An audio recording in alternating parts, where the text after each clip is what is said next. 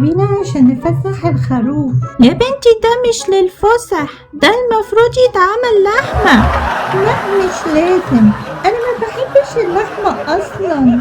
يا سلام، امال ليه امبارح شفتك وانتي بتعطي في رجله؟ لا ده انا كنت بدوقه بس.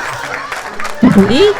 ده يا حبيبتي بعد ما يبقى لحمة ويتطبخ، مش وهو لسه انا عايش. كنت بدوقه عشان لو طعمه طلع وحش ما نعملوش لحمة، لكن ما نعمله على الفاضي.